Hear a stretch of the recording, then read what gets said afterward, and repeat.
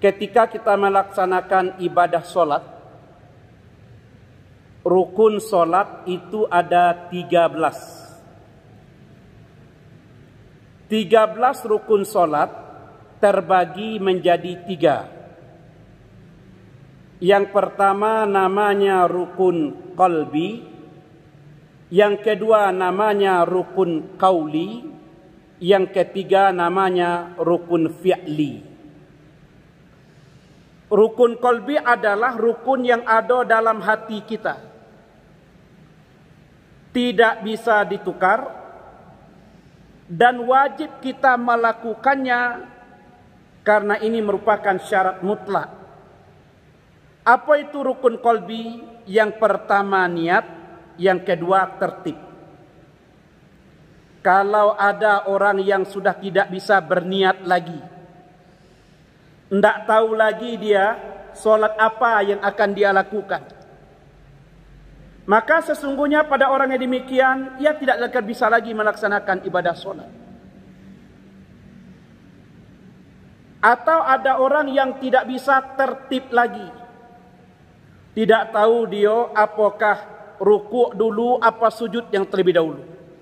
Kalau ada orang yang tidak bisa melakukan hal yang demikian, maka sesungguhnya rukun qalbi tidak ada lagi pada dirinya.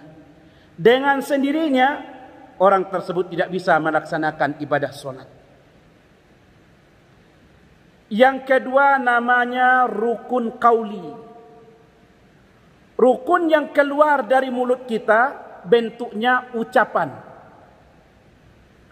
Ada 5 rukun qauli, rukun yang keluar dari mulut kita. Yang pertama takbiratul ihram. Di awal solat kita mengucapkan Allahu Akbar. Mengucapkan Allahu Akbar, rukun qauli. Yang kedua membaca Al-Fatihah. Yang ketiga membaca bacaan tahiyat. Yang keempat membaca sholawat. Dan yang kelima mengucapkan salam. 5 rukun ini merupakan rukun qauli, rukun yang keluar dari mulut kita. Yang dinilai adalah bagaimana kita mengucapkannya, karena ini adalah rukun qauli. Takbiratul ihram yang dinilai bagaimana kita mengucapkan Allahu Akbar. Angkat tangan hukumnya sunat. Masih ingat pengajian kita pada minggu yang lalu? Ada 4 mengangkat tangan yang hukumnya sunat ketika kita sholat. Ketika kita melaksanakan sholat, 4 sunat mengangkatkan tangan. Yang pertama ketika kita melaksanakan takbiratul ihram. Itu sunat hukumnya. Allahu Akbar, kita angkat tangan kita. Mengangkat tangan itu hukumnya sunat. Yang kedua, sunat mengangkat tangan itu ketika kita akan ruku. Allahu Akbar, kata kita mau ruku, angkat tangan. Mengangkat tangan ketika mau ruku itu juga sunat. Yang ketiga, disunatkan mengangkat tangan ketika kita bangun dari ruku. Sami Allahu liman hamidah, angkat tangan. Itu sunat. Yang keempat, disunatkan mengangkat tangan ketika kita bangun dari tahiyat pertama. Kalau kita melaksanakan sholat zuhur, asar, maghrib, isya, ada tahiyat pertama. Bangun kita dari tahiyat pertama, angkat tangan kita. Mengangkat tangan ketika bangun dari tahiyat pertama ini hukumnya sunat. Jadi ingat, rukun qauli yang dinilai adalah bagaimana kita mengucapkannya. Kemudian ada rukun fi'li, rukun perbuatan. Rukun perbuatan dalam solat yang dinilai adalah bagaimana kita melakukannya.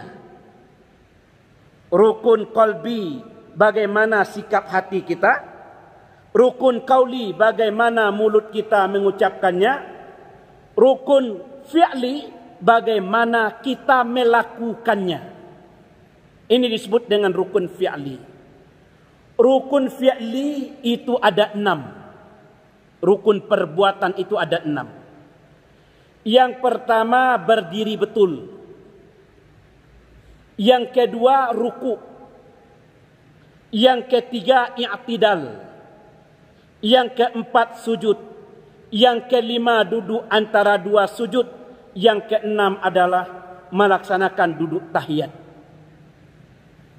6 rukun ini yang dinilai pada diri kita adalah bagaimana kita melaksanakannya. Perbedaannya dengan rukun qalbi, kalau rukun qalbi tidak bisa kita melaksanakan, maka rukun qalbi ini akan menjadi penentu bahawa kita boleh melaksanakan ibadah solat itu atau tidak. Berbeda dengan rukun fi'li, kalau rukun fi'li tidak mampu kita melakukannya, maka boleh kita melakukan semampu kita. Kalau tidak kuat kita berdiri, duduk. Kalau tidak kuat kita duduk, tidur. Boleh kita melakukannya. Begitu juga ketika kita duduk, ketika kita sujud. Waktu kita mau sujud, 7 anggota tubuh berada pada posisi yang sama. Rupanya kening kita bengkak. Tidak bisa kita letakkan kening di atas tempat sujud. Maka tetap kita laksanakan sujud dan meletakkan kening hanya sebagai isyarat saja. Kenapa demikian? Rukun fi'li. Rukun perbuatan kita laksanakan semampu kita. Ini 13 rukun dalam solat. Yang dikatakan rukun adalah mahiyatus sai'i. Sesuatu yang harus ada dan tidak boleh kita tinggalkan. Kalau 13 rukun ini tinggal, maka ibadah solat kita menjadi tidak sah. Ada kira-kira yang